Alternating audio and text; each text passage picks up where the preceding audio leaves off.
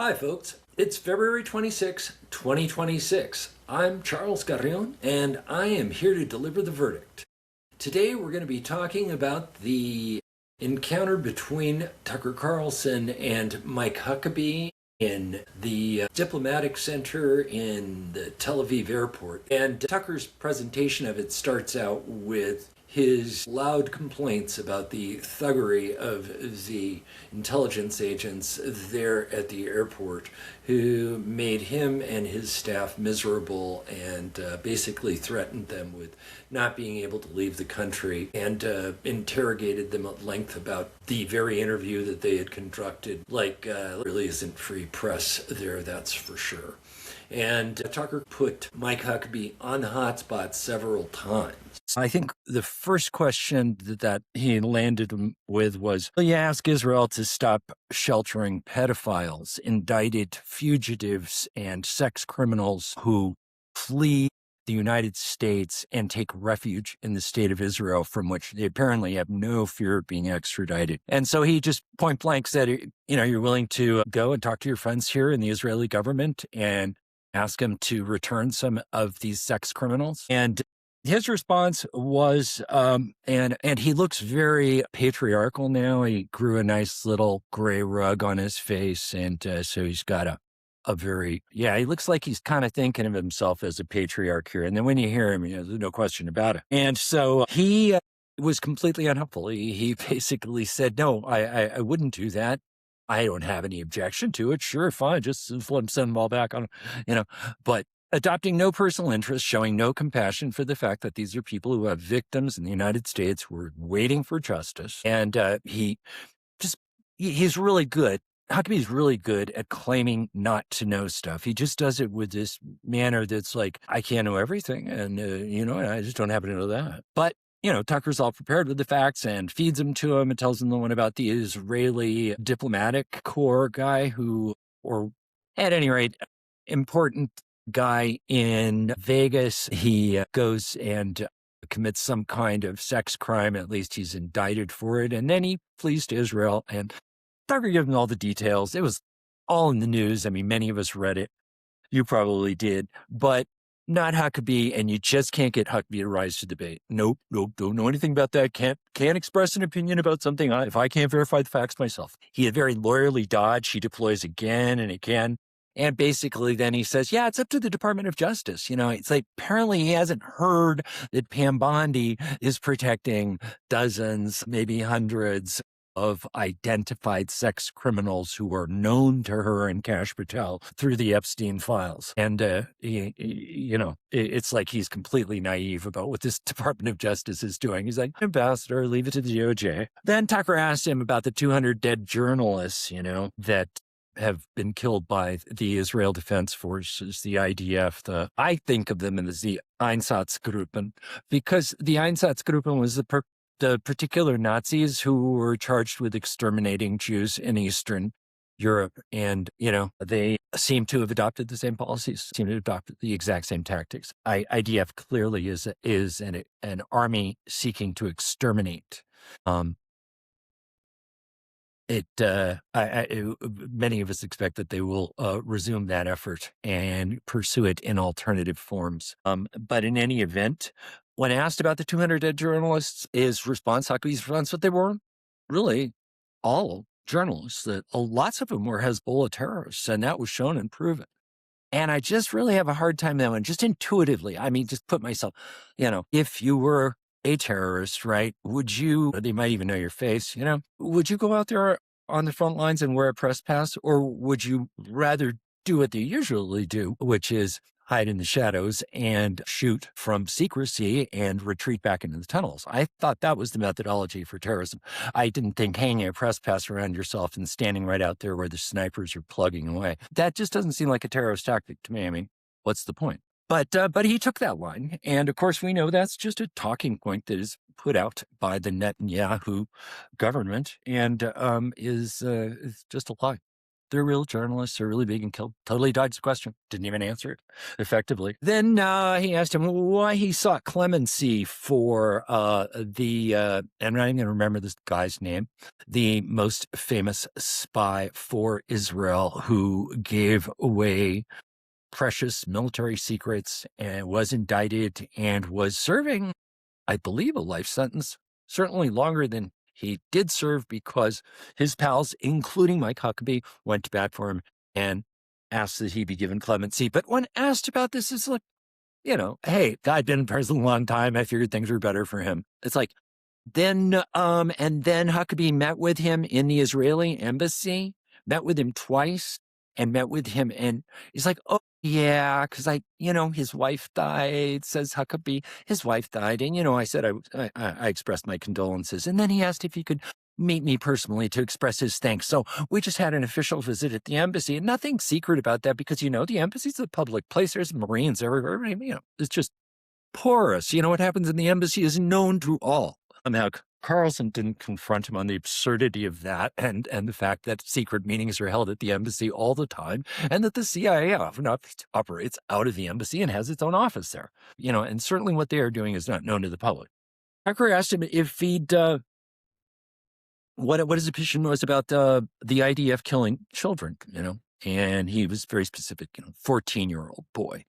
And Huckabee's approach was simply, well, if they're out there endangering the lives of IDF soldiers, then, let God sort them out. Well, he didn't say let God sort them out, but that's basically what he said. He just put it on God, literally said, well, if that's the situation, then, God help him, So it doesn't sound like Huckabee was going to help him at any rate. And God, kind of thinly represented there in the Middle East. We just don't see his hand in operation, if it's the hand of mercy. Doesn't seem to be there. And I thought his compassion was repellent. He often tried to pretend like he really cared about everybody. And I mean, very preacherly and lawyerly to the point of like, whoa, say all the right words and espouse all the uncompassionate positions. He parrots Bible wisdom in support of Israel's right to be there and own this land. And it's at this point that Tucker gets really interesting and focuses on something that I think, we should all think about, which is why, first of all, why is the United States, just to put it very simply, so damned financially and militarily generous with the state of Israel when the United States is in a tough financial condition? Oh, well, that's the perfect opportunity for Huckabee to booster, support, ass-lick the chief, and Trump has made it all better. Our economy is so great now. We have nothing to worry about. And when Tucker raises the issue, basically, if we initiate a war with Iran, which only 20% of Americans want, basically because Netanyahu is demanding it, what's it going to do to our economy when Iran closes the Strait of Hormuz? Well, that won't affect us at all, says Huckabee, because Trump has made everything better because we have energy independence. Tucker's like, you think America sets oil prices worldwide? You think Saudi oil production being taken out of, Emirates production, he names off these Gulf states, it's like, you think that we can just bounce over that up? It's all good with him. He just gets out that MAGA flag and he's comfortable. There's nothing to fear. War, no problem. No problem. Just have that war. He's like, and Netanyahu doesn't want the war. And then he plays all these cute little games that it's like, we don't want war. Why would I want war? He says, I'll be right here on the front lines, It's like, yeah, under the Iron Dome, dude, we know. It's like you have everything lined up in your head in a way that is just perfect for Mr. Netanyahu. I'm sure that he is watching this interview with total approval. And so it's great to be Israeli. I mean, from the perspective of your free health care, and all of the other social benefits, the excellent infrastructure that is all being paid for by American tax dollars. It's a really good deal to be an Israeli. And so Tucker says, what's it take to be one? Well, let me cut to the chase. Huckabee never is clear at all. This is, if you're talking about immigration, like keeping in and letting in the right people and keeping out the people who are not supposed to be Israelis, his definitions do no good. He said it could be either due to your ethnic origin or due to your language or due to your religious belief. But if you have the right ethnic origin, which somehow, strangely enough, in Netanyahu's case is Eastern European, ability to speak Hebrew until he learned it as a part of the Israeli regimen, which was to recreate, breathe life into a dead language called Hebrew, which had been completely supplanted in European Jewry by something called Yiddish, which has now been extinguished.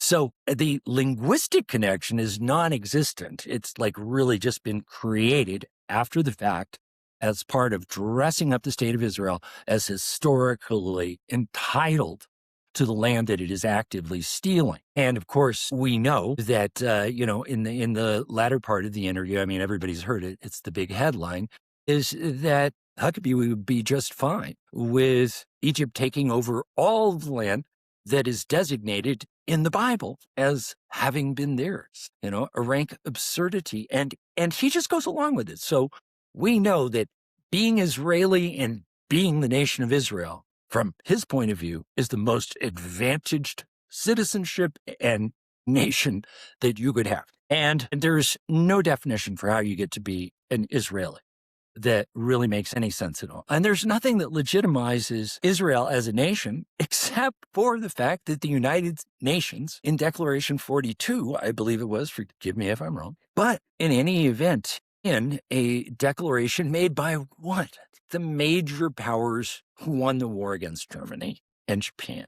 They're the ones who made that happen. And why did they create the state of Israel? So it could take the place of the exiting British and French forces that until that time had kept a colonial grip on the area. And in order to deal with what happened in the Middle East, which is that these nations re-manifested their authority and they had to be countered on the part of Western American and European forces, the Arab states, the new Gulf states who are emerging in their power had to be countered with a powerful military force, a government force, and that is the state of Israel.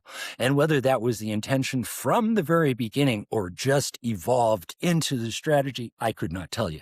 But clearly, at this point, that is what has occurred, is that Israel is not only the counterweight, but now during the Trump administration has become the launching pad for expansionist American military activity, which the next stage of, God forbid, may be the attack on Iran. And about that, as I said, Huckabee has no problem. It'll cause us no economic hiccups, and it just what has to happen. Just what has to happen. And Israel's special status with respect to the United States is, I think, the thing that Tucker harps on the most, and it shows us that the American ambassador to Israel is completely on the side of Israel's expansionist tendencies and will have nothing to the contrary to say. In fact, will be an agent for convincing people in the United States that we should continue to coddle Israel and its citizens, even as it has turned into a clearly racist state on some bizarre basis of who is entitled to live there, engaging in an ethnic cleansing campaign against the native peoples who definitely lived there for at least hundreds of years before, and taking that ethnic cleansing to the level of attempted genocide, if we think of genocide as the completed act of actually exterminating a peoples and not just the act of intending to do so. And so I see Huckabee as a corrupt, foolish man impressed with his own sense of holiness and gentility. And it is a very sad thing, really, to see a man's mind turned into an agent of evil, and yet appearing grandfatherly, gentle, kind, presenting an attitude and words of compassion. So I would just say, not that Mike Huckabee will ever hear it from me, but you ought to be thinking about what are you going to tell your maker about this shit you're pulling down here, dude? Because if you seriously believe you're going to meet him, if I were you, I would not be too fucking comfortable about things. All right. And that's the verdict.